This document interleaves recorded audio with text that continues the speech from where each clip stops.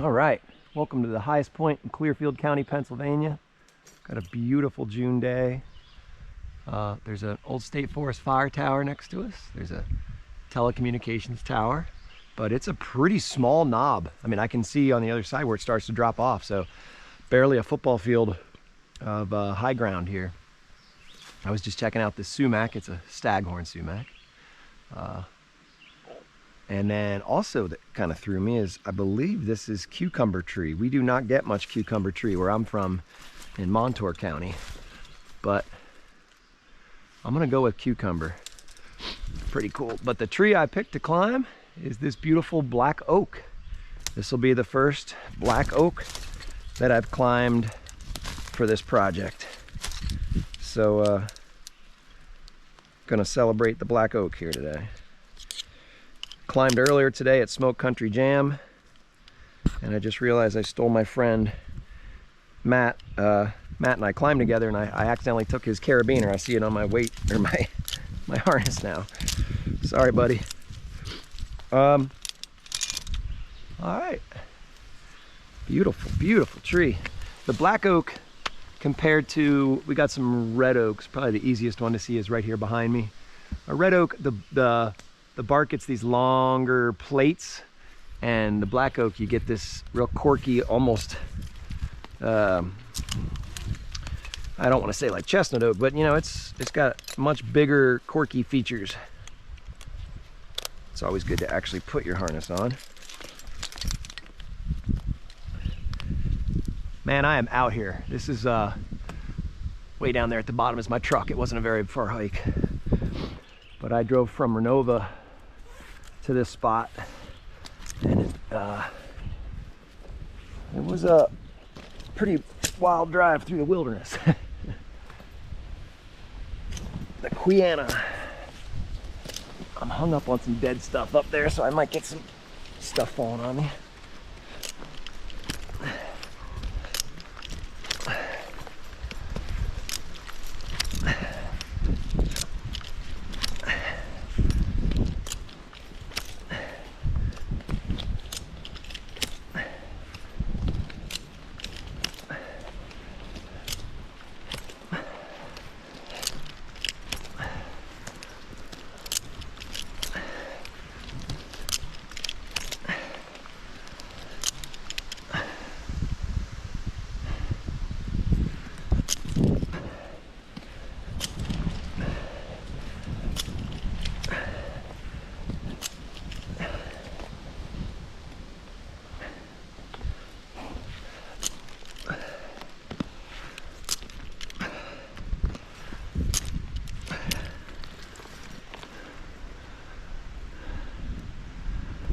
Beautiful day.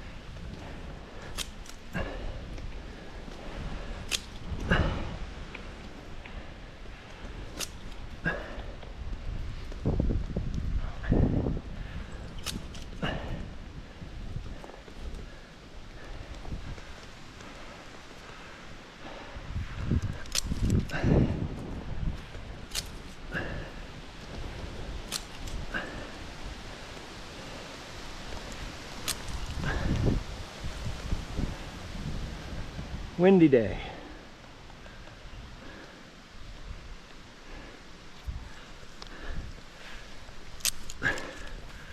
Oh, that's interesting. I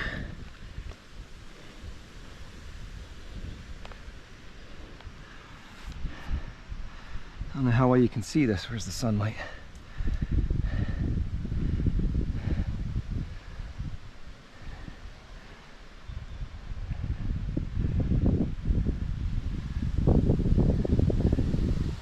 I guess that's just gray squirrel. Could be living in that hole. Just passing by. Squirrel, don't mind me.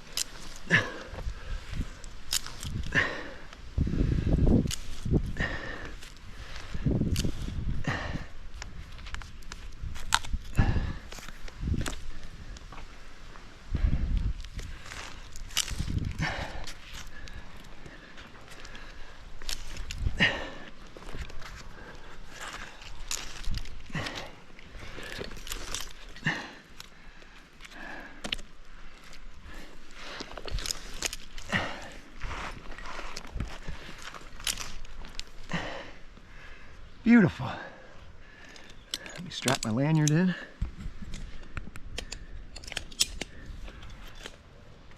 There's a good amount of woodpecker holes in this tree, which does typically mean you have some internal decay.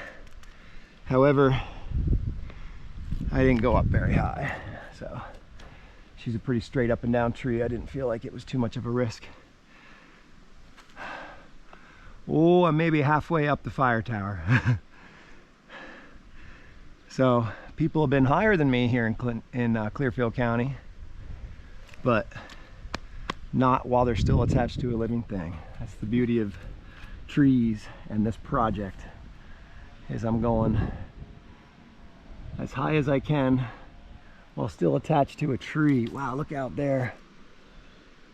I'm a little mixed up. Let's see. Unfortunately, it's about noon, so the sun isn't helping me. I think that is south and west toward the city of Clearfield. And just a hazy view. We got forest fires in Canada right now that are still giving us some haze, but hear a weed whacker off this way, so we must be kind of near somebody's hunting camp. But what a beautiful forest. Clearfield County is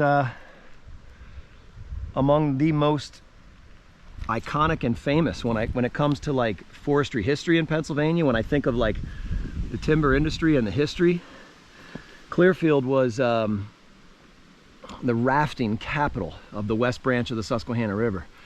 And what I mean by that is loggers would get, well, they didn't call themselves loggers back then, but woodsmen would cut white pine.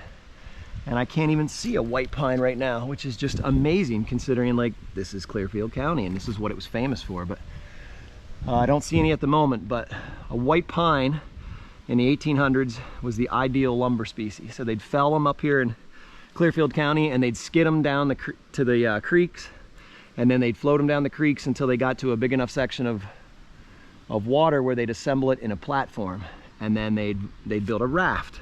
And they'd raft the, oh, there's some small white pines right down there. They'd raft their logs to market. And the market wasn't Williamsport, Pennsylvania. The market was Marietta, Lancaster County. That was the main place these raftsmen were headed to. Another white pine on the tree line. And this was a major part of the economy of Clearfield County. A lot of those folks were also farmers. Later on, some of them were coal miners, but this was a seasonal thing they would do to make some money, and it was good money. If you'd get a load of log or a raft of logs, you get it down to Marietta, Lancaster County. It was not unheard of to get about $100 for a raft. You know, that's at a time when most people were not even making $1 a day in the mines or elsewhere. So it was good money if you could do it. It was such a big deal that the Clearfield newspaper through the 1800s was called the Raftsman, the Clearfield Raftsman. That was the name of the newspaper. And one last Clearfield County story I'll share before I wrap it up is just to illustrate the difference between the Clearfield County Independent Raftsman and what was going on in Williamsport. Those were two different stories, and I try to explain that to folks a lot, and I think too many people lump them together and they say, oh yeah, old-fashioned loggers, you know, Williamsport, it's all the same thing. It is not the same thing. These folks up here in Clearfield County were independents for the most part. Okay, they were harvesting timber on private property, and they were taking it down the river, which was considered a free place of travel. No one owned the river, right?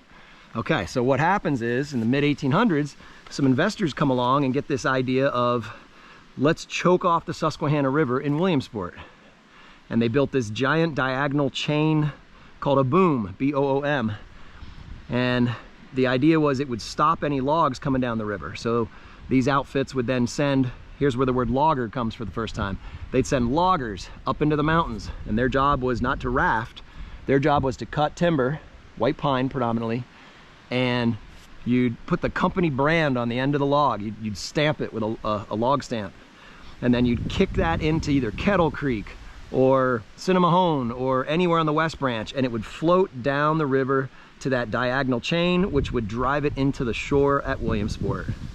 And there in Williamsport, they'd pull the logs out and send them into the company sawmills. There were something like 24 different sawmills at its peak in Williamsport. And I don't mean 24 different blades, I mean 24 different companies. So this was a massive, massive change, you understand? I mean, like all of a sudden, instead of the river being a free place where people could travel and sell their commodities downriver, now you have a group of people acting as though they own the Susquehanna, and they choked it off with a boom. It's basically a dam. And so these Clearfield boys, they often were stuck in traffic. They couldn't get around Williamsport. And so here's my story, my Clearfield County story that illustrates that these two were very different entities. There were a group of folks from Williamsport that came up into Clearfield Creek, and they were setting up a logging camp, and they were going to float logs down the creek down to the operation at Williamsport. And the Clearfield County boys, the raftsmen, weren't going to have any of that. You know, this was their area, and they were distinct from how Williamsport saw the business. So they go charging into the lumber camp with firearms. A shootout actually took place. Now, as I recall, thankfully nobody died, but a couple people did get hit with bullets. And the sheriff of Clearfield County did not press any charges. So who does that tell you the law was sympathetic to here in Clearfield County? They were raftsmen. They didn't want the Susquehanna River taken hostage by the Williamsport folks. So keep that in mind when we celebrate our logging history. When you go to these museums, they were not all the same thing. To me, it's very similar to something we can relate to today, which is just big business versus small mom and pop entities.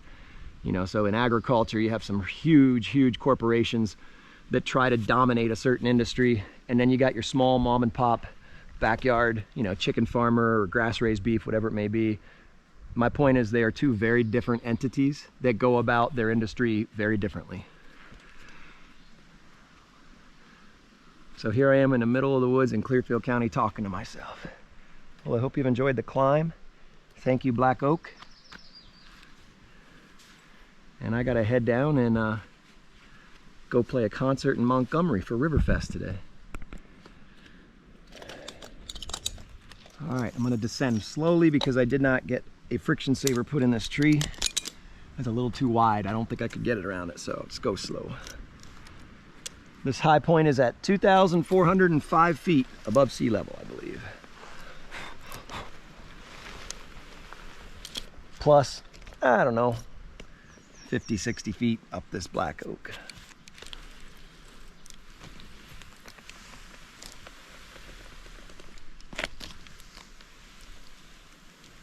As long as you go slow, you won't give severe rope burn to the tree.